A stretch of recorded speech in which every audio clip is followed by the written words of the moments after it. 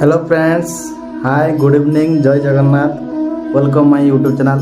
आज ब्लॉग मु स्वागत करुच्ची मु हिमांशु। आजिकार वीडियो आम ओडिशार मौड़मणि श्री जगन्नाथ तो तांको पाई आज बहुत किसी कहवा इच्छा अच्छी। तो समय अभाव कौन कर चाहूँ चाहूँ 9 दिन बीतीगला।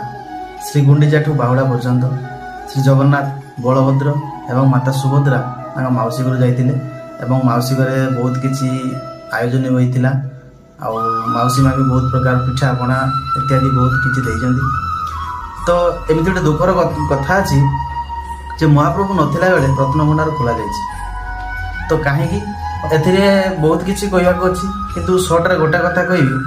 सपोज आपण घरे आपण नथिया अवस्था कई जड़े अलग लोक आसी आपण रत्नभंडार कि टंका पैसा इत्यादि रखिथे सेटा जदि खोली हठात आपण आसिले किछि दिन पर से अवस्था आपड़ देखिए आपण घर कई अलग लोक कई जड़े कि देखुची कि नहीं जाऊँगी तो सेटा आपन केमती लगे।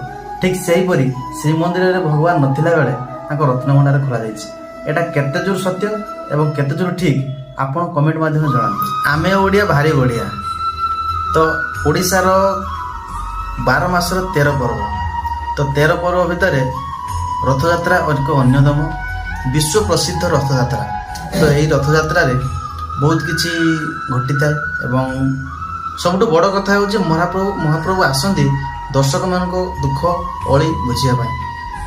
तो आजिकल दुनिया तो क्या किसी कहले विश्वास ना किंतु विश्वास ताकू ही कर जे कथा देकी भी वर्षा झड़ बतिया जहाँ भी से भक्त मान आसती दुख अली सब शुणती।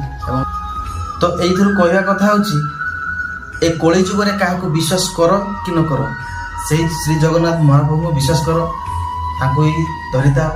तो दुनिया बहुत आगू जीवे कहीं से भक्तर दुख सही पारती से भक्तर दुख सही पारती बोली वर्षर थरे आसती भक्तों पाक दुख अली शुणा।